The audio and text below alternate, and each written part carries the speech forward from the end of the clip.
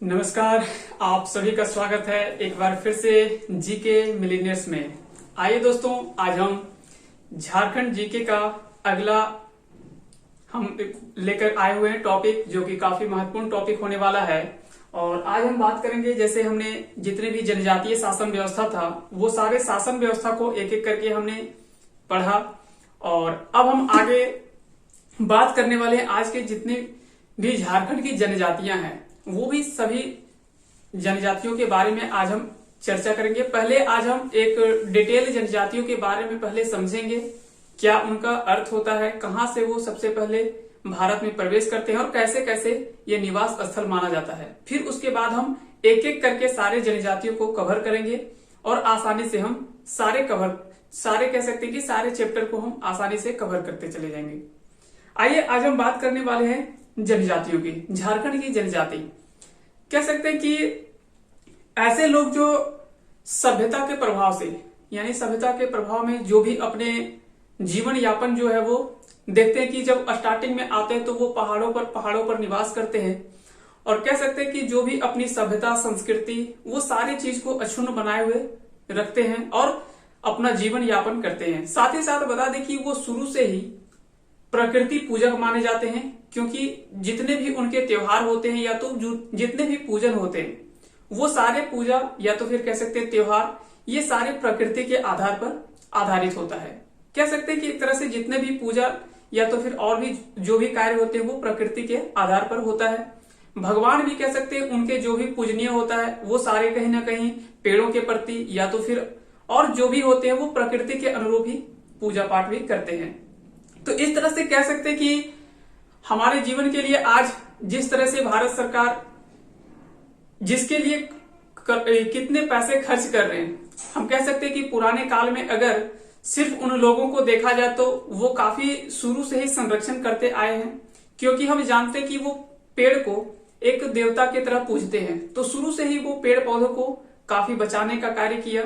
और इस तरह से कह सकते हैं कि आज भी अगर जंगल बचा हुआ है तो कहीं ना कहीं बहुत ज्यादा योगदान उन लोगों का भी देखने को मिलता है, क्योंकि शुरू से वो जंगल झाड़ को अपनी कह सकते हैं कि एक पूजा स्थल के रूप में मानते हैं। जंगल और पहाड़ जो है उनके पूजनीय चीज के रूप में माना जाता है। तो आइए हम बात करते हैं, सबसे पहले हम बात करेंगे झारखंड की जनजाति के बारे में। अगर बात करें जनजाति, या तो फिर बहुत जगह आपको आदिवासी शब्द का प्रयोग देखने को मिलता है। मुख्य रूप से बता दें कि आदिवासी का मूल अर्थ जो होता है, यानी आदि, पहले आदि का अर्थ होता है मूल, कह सकते हैं कि जो मूल रूप से जो जहां पे निवास स्थल माना जाता है, और वासी यानी निवास। तो मूल निवासी के रूप में भी नाम दिया गया कि ये आदिवासी, यानी जो मूल रूप से जो शुरू से ही निवास स्थल बनाए रखा उसे आदिवासी। लेकिन हालांकि अगर बात किया जाए तो ये कहीं ना कहीं तर्क जो है, या तो जितने भी ये सारे आपको बात देखने को मिलता है वो कहीं ना कहीं थोड़ा सा असमंजस में डालता है, क्योंकि जितने भी ऐतिहासिक स्रोत के अनुसार से माना जाता है कि अलग अलग समय काल पे ये कहीं ना कहीं है तो बहुत पुराने समय काल से ये रहते आए हैं। और ये भारत की लंबे इतिहास में इनका योगदान काफी महत्वपूर्ण और काफी पुराने समय से चला आ रहा है। लेकिन मूल निवासी का जब शब्द आता है तो कहीं ना कहीं माना जाता है कि मूल रूप से यहाँ से तो यहाँ के नहीं माने जाते, कहीं ना कहीं वो उससे पहले भी, क्योंकि हम जानते हैं कि ऐसा माना जाता है कि असुर से पहले झारखंड की सबसे प्राचीन जनजाति के रूप में असुर जाना जाता है। तो माना जाता है कि असुर के जनजाति के पहले भी एक सभ्य जनजाति इससे पहले यहाँ पे निवास कर रहा था। तो ऐसा ऐतिहासिक स्रोत के अनुसार से माना जाता है। बात करें सबसे पहले जब आते हैं तो ये कहीं ना कहीं जंगल क्षेत्रों में निवास अपना करते हैं, पहाड़ पर्वतों पे अपना घर बनाते हैं। ये घर बनाते हैं और ये पहाड़ पर्वतों पे ही अपना निवास स्थल मानते हैं। और वहीं से जो भी पेड़ पौधे के कह सकते हैं कि जितने भी फल फूल या तो कह सकते हैं कि जो भी उनके स्रोत होते हैं वहीं से उनका भोजन या तो जीवन यापन की शुरुआत करते हैं। क्योंकि हम जानते हैं कि जब ये ऊंचे क्षेत्रों में निवास करते हैं तो वहां पे क्या है कि खेती का जो अगर बात किया जाए तो खेती के बहुत कम चांसेस वहां पे होता है कि वहां पे खेती हो पाएगा, क्योंकि ये ऐसे जगह होते हैं या तो उबड़ खाबड़ स्थल होता है जहां पे खेत बनाना लगभग असंभव के समान माना जाता है। तो इस तरह से इनका जीवन यापन जो था, इसलिए भी कह सकते हैं कि एक बहुत ज्यादा संकट भरा रहा है, इसलिए क्योंकि ये ज्यादातर जो निवास किए वो पहाड़ों पर यानी ऊपरी क्षेत्रों में निवास किए और जंगलों पर निवास किए। तो ये ज्यादातर जो थे वो उन्हीं के आधार पर जो भी उनसे प्राप्त होता था उन्हीं को अपना जीवन यापन बना लिया। साथ ही साथ कह सकते हैं कि उस समय जंगल से जो भी सारे प्राप्त होते थे वो पेड़ पौधों से, जैसे कई सारे उनके उत्पाद के रूप में जो भी प्राप्त होता था जंगलों से, उन्हीं को बेच करके फिर अपना जीवन यापन करना शुरू करते हैं। लेकिन जैसे जैसे वो धीरे धीरे जब पहाड़ों से नीचे उतरते हैं, जब वो धीरे धीरे पहाड़ों से नीचे पर उतरते हैं और वो जमीनी क्षेत्र पर कह सकते हैं कि जब आते हैं तो उनको काफी मैदानी क्षेत्र पर जब वो नीचे उतर कर आते हैं तो धीरे धीरे वो खेत बनाना शुरू करते हैं, जंगलों को साफ करके खेत बनाते हैं और फिर वहां से क्या होता है कि धीरे धीरे वो खेती करना प्रारंभ करते हैं। वर्तमान में देखा जाए तो ये कह सकते हैं कि एक रूप में बात करें तो काफी अब विकसित हो चुका है जितने भी जनजाति, लेकिन अभी भी कहीं ना कहीं कुछ ऐसे क्षेत्र हैं जहां भी अभी भी कह सकते हैं कि बहुत ज्यादा संकटापन के रूप में देखा जाता है। तो कहीं ना कहीं चाहे वो राज्य सरकार हो या तो फिर केंद्र सरकार हो, इनके ऊपर लगातार काम कर रहे हैं और कई सारी योजनाएं लेकर आए हुए हैं इनके लिए, और इस तरह से धीरे धीरे जो है उन क्षेत्रों को विकसित करने का काम किया जा रहा है। बात करें अनुसूचित जनजातियों की जनसंख्या का, तो अनुसूचित जनजातियों की कुल संख्या झारखंड में 86,45,042 माना जाता है, जो कि राज्य का कुल लगभग कहा जाए तो 1/4 के लगभग यानी 26.20% लगभग माना जाता है। कुल जनसंख्या, अगर झारखंड की कुल जनसंख्या का बात करें कि अनुसूचित जनजातियों की जनसंख्या कुल कितनी है, तो 86,45,042, जो कि लगभग, और ये आंकड़ा जो है वो जनगणना 2011 के अनुसार से है। अब नया आंकड़ा जब आएगा तो उसके अनुसार से फिर ये चेंज होगा। अगर बात करें सर्वाधिक जनसंख्या और न्यूनतम जनसंख्या की, तो सर्वाधिक जनसंख्या अगर बात करें इन लोगों की, तो सबसे ज्यादा जो जनसंख्या देखने को मिलता है अनुसूचित जनजातियों की वो रांची में, फिर उससे थोड़ा सा कम पश्चिमी सिंहभूम में, फिर उसके बाद गुमला आता है और फिर पूर्वी सिंहभूम में। यानी कह सकते हैं कि सर्वाधिक जनसंख्या वाले 4 जिले आपको क्रम से पूछा जाए तो कुछ क्रम जो होगा वो इस तरह से होगा: रांची, पश्चिमी सिंहभूम, गुमला और पूर्वी सिंहभूम। तो ये क्रम से भी, अब क्या है कि सवाल का पैटर्न थोड़ा सा चेंज होता जा रहा है। अब आपको डायरेक्टली ये नहीं पूछेगा कि किस जिले में सर्वाधिक जनसंख्या है, आपको क्या है कि अब इस तरह से आपको क्रम से पूछ लिया जाए, या तो फिर बता दें कि 4 सबसे अधिक जिले पूछ लिया जाए और इनमें से इस तरह से आपको सजाने के लिए दिया जा सकता है और 4 में से आपको ऑप्शन छांटने को मिल सकता है। फिर बात करें न्यूनतम जनसंख्या का, तो न्यूनतम सबसे कम जो माना जाता है वो कोडरमा में, सबसे कम कोडरमा में, फिर चतरा, फिर उसके बाद हजारीबाग, उसके बाद देवघर। यानी ये न्यूनतम जनसंख्या के आधार पर माने तो सबसे कम कोडरमा, फिर चतरा, फिर है हजारीबाग, उसके बाद है देवघर। तो ये क्रम सबसे न्यूनतम का है। और सर्वाधिक जनसंख्या की बात करें तो रांची, पश्चिमी सिंहभूम, गुमला और पूर्वी सिंहभूम। तो ये चारों जिले आप याद रखिएगा। फिर बात करें भारतीय संविधान के आर्टिकल 342। आर्टिकल 342 ये काफी महत्वपूर्ण है। आर्टिकल 342 के अंतर्गत क्रमशः कह सकते हैं कि 1950, 1956 और 2003 में, और 2003 में भारत सरकार ने बिहार एवं झारखंड, हम जानते हैं कि 2000 से पहले झारखंड जो था वो बिहार का भाग था, तो बिहार और झारखंड को निम्नलिखित कई सारे जनजातियों के रूप में घोषित किया और अलग अलग इस तरह से 2003 तक कुल, अगर झारखंड में वर्तमान में अगर बात करें जनजातियों की संख्या, तो कुल 32 जनजातियों के तौर पर 2003 तक भारत सरकार के द्वारा घोषित किया गया। अब हम उन जनजातियों के बारे में थोड़ा सा आज हम संक्षिप्त बात करेंगे, सभी जनजातियों के बारे में। उसके बाद हम एक एक करके सारी जनजातियों का चर्चा करेंगे। अब बात करें जनजातियों के बारे में, तो याद रखिएगा आर्टिकल 342 जो वो जनजातियों के, यानी कह सकते हैं कि जनजाति का अधिकार ये दिया गया और घोषित किया गया कि ये जनजाति अनुसूचित जनजाति के अंतर्गत आएगा। तो 50, 56 और 2003 में, जैसे 2003 में अंतिम जो दो जनजाति माना जाता है वो हम जानते हैं कि कवार और कोल को जो था वो 31वीं और 32वीं जनजाति के रूप में 2003 में घोषित किया गया था। तो अलग अलग समय पर इन लोगों को जो वो अलग अलग क्षेत्रों से जनजातियों को अनुसूचित जनजातियों के अंतर्गत रखा गया। अब बात करें कुल जनजातियों की अगर झारखंड का बात करें तो सबसे पहले आता है आपका असुर है, बैगा है, बंजारा, बथुडी, बेदिया, भूमिज, बिंचिया, बिरहोर, बिरजिया, चेरो, चीकबड़ाई, गोंड, गोड़ाई, हो, करमाली, खड़िया। फिर बात कर रहे थे तो वो है खरवार, खोंड, किसान या इसे नगेसिया के नाम से भी जाना जाता है। तो आपको बहुत बार पूछा जाता है कि किसान को किस नाम से भी जाना जाता है, तो नगेसिया के नाम से जाना जाता है किसान। फिर कोरा, फिर कोरवा, फिर लोहार या तो फिर लोहरा, या फिर उसके बाद है माहली, और फिर आता है आपका माल पहाड़िया। फिर है मुंडा, मुंडा को कई जगह पातर मुंडा के नाम से भी जाना जाता है। फिर आता है उराम, उराम को धांगर के नाम से भी जाना जाता है। फिर बात करते हैं परहिया, उसके बाद आता है संथाल। और बता दें कि संथाल जो है वो झारखंड की सबसे बड़ी जनजाति मानी जाती है। तो अगर क्रम में अगर आपको जनजातियों का क्रम अगर पूछ लिया जाए तो सबसे पहले इसको क्रम को आप याद रखिएगा। मूल रूप से 4 आपको याद रखना है। तो सबसे पहले संथाल, फिर आपको याद रखना है उरांव, फिर आपको याद रखना है मुंडा, और उसके बाद आता है आपका हो। तो ये आप मूल रूप से 4 जनजातियों का जो वो जनसंख्या के आधार पर आप याद रखिएगा। सबसे ज्यादा संथाल है, फिर उरांव, फिर मुंडा, उसके बाद हो आता है। तो इस तरह से उसके बाद फिर आता है सौरिया पहाड़िया। और बता दें कि सौरिया पहाड़िया इसे कुमार भाग पहाड़िया के नाम से भी जाना जाता है।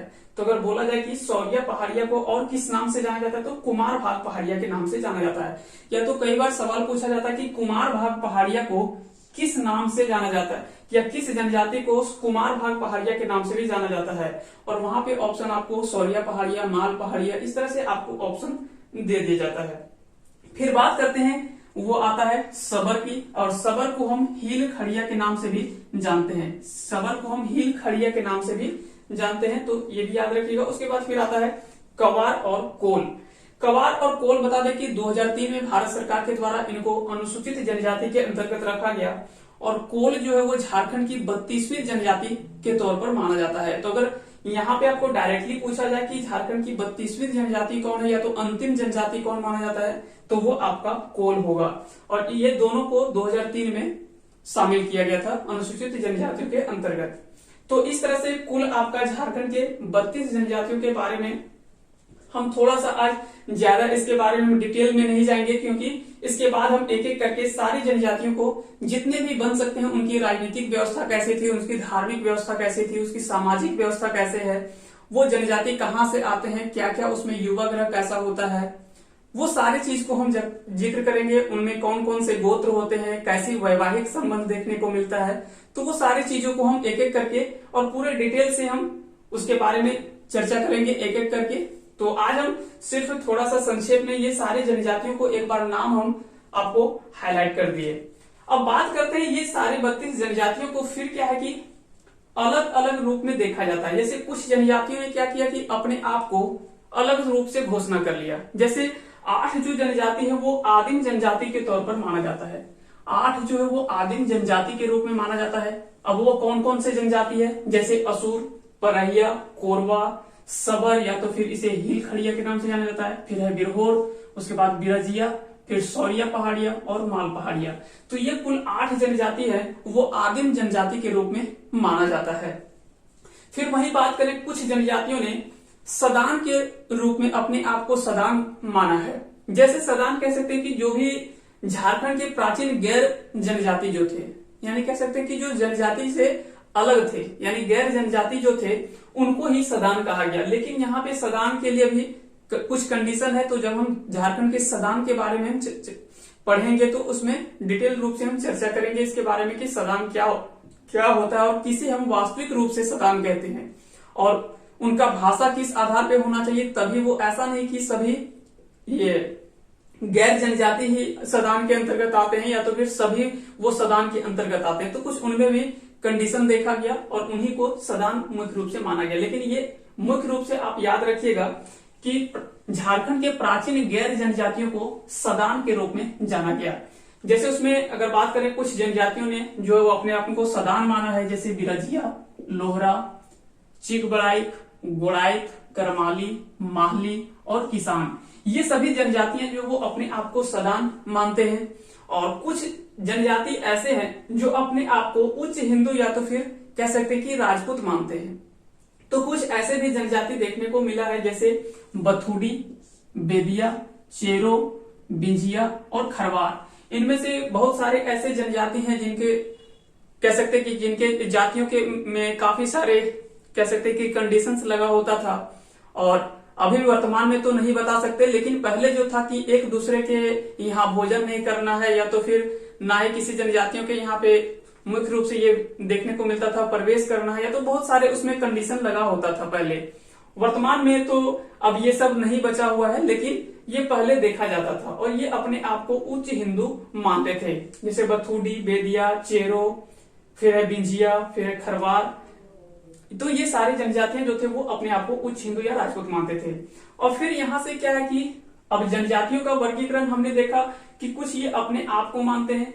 अगर जनजातियों का वास्तविक वर्गीकरण देखा जाए तो जनजातियों का वास्तविक वर्गीकरण जो माना जाता है वो मुख्य रूप से दो आधार पर माना जाता है। पहला जो है वो प्रजातीय समूह के आधार पर, यानी कह सकते हैं कि पहला जो है वो प्रजातीय समूह के आधार पर, और दूसरा जो माना जाता है वो आर्थिक क्रियाकलाप के आधार पर।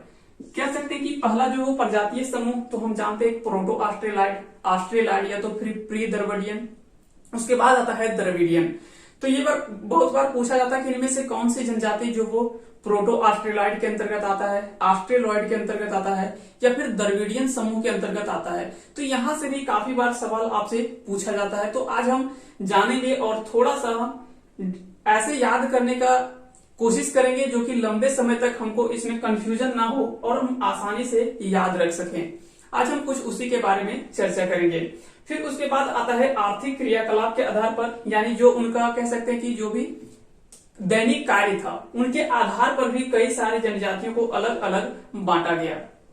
तो सबसे पहले हम बात करेंगे प्रजातीय समूह के आधार पर। जैसे सबसे पहले आता है वो आता है आपका प्रोटो ऑस्ट्रेलॉइड। बता दें कि झारखंड की जो है वो ज्यादातर जनजातियां जो है वो प्रोटो ऑस्ट्रेलॉइड के अंतर्गत आता है। अब इसमें से याद करने का हमको क्या है कि कैसे हम याद रखें। फिर आता है दूसरा ऑस्ट्रेलॉइड और प्री द्रविडियन, और फिर तीसरा है द्रविडियन। अब सवाल उठता है कि यहाँ से काफी बार कंफ्यूजन होता है कि कौन से कैसे हम याद रखें। तो इसको याद रखने के लिए आज हम चलिए कोशिश करते हैं कि आज के बाद हमको इसमें कंफ्यूजन ना हो और इसको हम आसानी से याद रख सकें। सबसे पहले हमको क्या है कि हमने शुरू से बोला कि जब भी ऐसा कंडीशन आए तो हमको वैसा चीज चुनना चाहिए जहां पे आपको कम याद करने का हो, क्योंकि एक जो कम है वो याद कर लीजिए, जो ज्यादा है उसको छोड़ दीजिए। क्योंकि जब आप दोनों या तीनों याद करेंगे तो वहां पे आपको कंफ्यूजन ज्यादा होगा।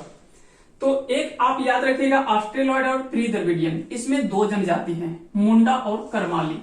तो ये तो आपको याद कर लेना है कि ऑस्ट्रेलॉइड और प्री द्रविडियन में अगर पूछा जाए तो मुंडा और करमाली आता है। तो ये दो याद रखना है। उसके बाद आता है प्रोटो ऑस्ट्रेलॉइड और द्रविडियन। अब ये दोनों में हम कैसे याद रखें, तो पहले इसको याद करने के पहले आपको ये चीज याद होना चाहिए कि 8 आदिम जनजातियां कौन सी है। 8 आदिम जनजातियां, क्योंकि यहां से भी काफी बार सवाल पूछा जाता है कि इनमें से कौन सी जनजाति है वो आदिम जनजाति के अंतर्गत नहीं आता है। तो वहां से आपको क्या है कि एक छांटना होता है कि कौन सा इनमें से नहीं है या कौन सा है। तो ये 8 आदिम जनजाति अगर आपको अच्छे से याद है तो यहां से फिर आप आसानी से याद कर सकते हैं।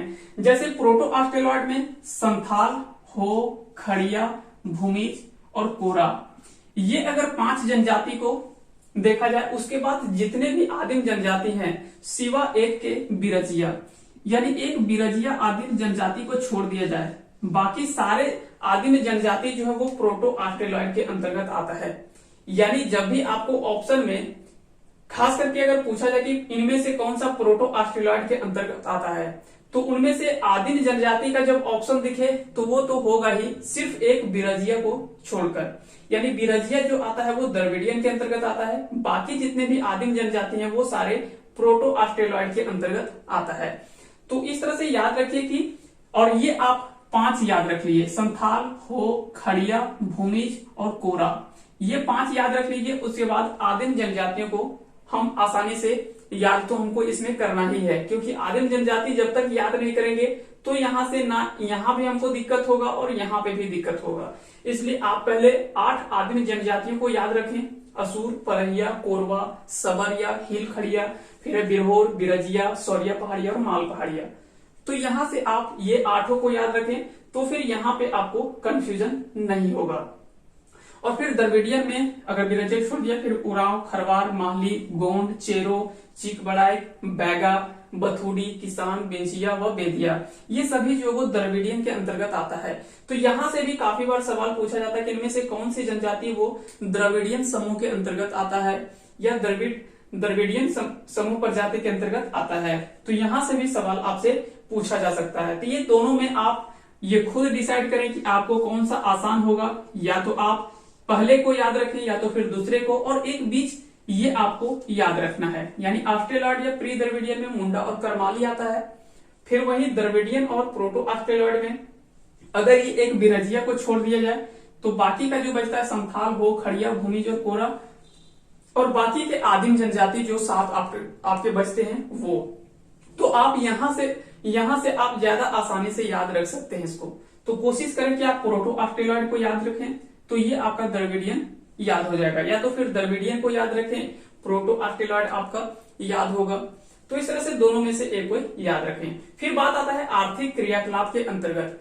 तो आर्थिक क्रियाकलाप के अंतर्गत कैसे कि जो भी दैनिक कार्य था, यानी जो हर दिन में जो कार्य देखने को मिलता था, उनके आधार पर भी इनका वर्गीकरण होता है। जैसे सबसे पहले बात करें तो वो है वन व शिकार। जो भी वन या तो फिर शिकारी, जो कह सकते हैं कि शिकारी के अंतर्गत आता था, तो वो सारी जनजाति जो वो आपका है बिरहोर, सबर, पहाड़िया, बिरजिया और कोरबा। ये सभी जनजातियां जो वो कह सकते हैं कि ये मुख्य रूप से वन और शिकारी संग्रहकर्ता के अंतर्गत आते हैं। तो बहुत बार पूछा जाता है यहाँ से सवाल कि इनमें से कौन सा जनजाति जो वो शिकारी संग्रहकर्ता के अंतर्गत नहीं आता है या तो आता है। तो यहाँ से भी कई बार पूछा जाता है। उसके बाद हम देखते हैं कि इतिहासकारों ने कई बार इसको अलग अलग रूप में विभाजित भी किया है, तो वहां से भी आपको कई बार सवाल पूछ लिया जाता है। उसके बाद फिर आता है पशुपालन के आधार पर, यानी जो पशुपालन का काम करते हैं वो खरवार जनजाति देखने को मिलता है। फिर झूम खेती यानी शिफ्टिंग कल्टीवेशन, झूम खेती या शिफ्टिंग कल्टीवेशन से भी काफी बार आपको सवाल पूछा जाता है। जैसे कह सकते हैं कि मालेट, सबर, बिरजिया, या तो फिर थोड़ा बहुत संथाल जनजाति भी जो उस क्षेत्र में रहते हैं उनमें भी झूम खेती देखने को मिलता है। फिर बात करें अंशतः कह सकते हैं कि कोरबा जनजाति भी थोड़ा बहुत देखने को मिलता है। उसके बाद फिर आता है अस्थायी कृषक। तो अस्थायी कृषक हम जब भी सवाल आता है तो हम आसानी से याद कर सकते हैं कि झारखंड की जो मुख्य 4 जनजाति है वो मुख्य रूप से क्या है कि अस्थायी कृषक के रूप में वो माने जाते हैं। जैसे संथाल, मुंडा, उरांव और हो, ये 4 जो है वो झारखंड की सबसे मुख्य जनजाति माना जाता है, क्योंकि हम जानते हैं कि जनसंख्या के आधार पर ये 4 जो है वो ज्यादातर देखने को मिलता है। तो ये जो है वो अस्थायी कृषक के रूप में माना जाता है। फिर आता है कामगार, दस्तकार या तो फिर शिल्पकार, यानी कह सकते हैं कि जो नए नए वस्तुओं का, या ऐसे कहते हैं कि या तो बांस के वस्तु बनाता हो या तो फिर कई सारे शिल्पियों के आधार पर, या तो कामगार हो या दस्तकार हो, तो उसके आधार पर जैसे जो लोहा का बहुत अच्छा कुछ बना सकता है या तो फिर कोई बांस की वस्तुओं को कुछ बना सकता है, तो वो सारे चीज को इसके अंतर्गत रखा गया। जैसे लोहरा, करमाली, माहली, चीकबड़ाई, असुर। तो हम जानते हैं कि इनमें से लोहरा जो वो लोहे में काफी वो निपुण थे।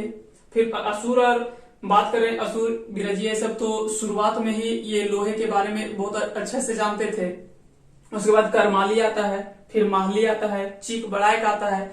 तो कह सकते हैं कि माहली को हम जानते हैं कि ये भी काफी बांस वगैरह के कार्य करने में निपुण माना जाता है। चीकबड़ाई जो है वो बुनकर के रूप में जाना जाता है। तो कई सारे अलग अलग यहाँ से क्या कि जो अपने काम में निपुण माने जाते हैं या शिल्प के आधार पर इनको अलग अलग रखा गया।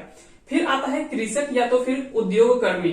कह सकते हैं कि जो उद्योगों या तो फिर ये सब में थोड़ा सा ज्यादा विकसित हुए तो वो थे संथाल और हो, क्योंकि हम जानते हैं कि संथाल और हो जनजाति जो वो काफी तेजी से विकसित हुए। इसमें से और भी कई सारे जनजाति जैसे चेरो हो गया, और भी कई सारे जनजाति देखने को मिलता है, लेकिन मुख्य रूप से जो कृषक और उद्योग कर्मी जो माना जाता है वो संथाल और हो को माना जाता है। फिर बात करते हैं व्यापारी की, यानी जो व्यापारी वगैरह के अंतर्गत जो व्यापार के क्षेत्र में जो विकसित हुए वो ज्यादा माना जाता है, वो संथाल है, मुंडा है, हो है, गोंड और जो भी ईसाई जनजाति। क्योंकि हम जानते हैं कि अलग अलग समय पर, चाहे वो 1845 के बाद से जितने भी प्रयास किए गए, जो भी ईसाई मिशनरी आते हैं झारखंड में, हम देखने को मिलता है कि अलग अलग जगहों पे कई सारे प्रयास करते हैं कि किसी तरह से अपने जो ईसाई करण में जो है वो इनको शामिल किया जाए, और कई सारे जनजातियों को देखा भी जाता है कि ईसाई धर्म को अपनाते हैं।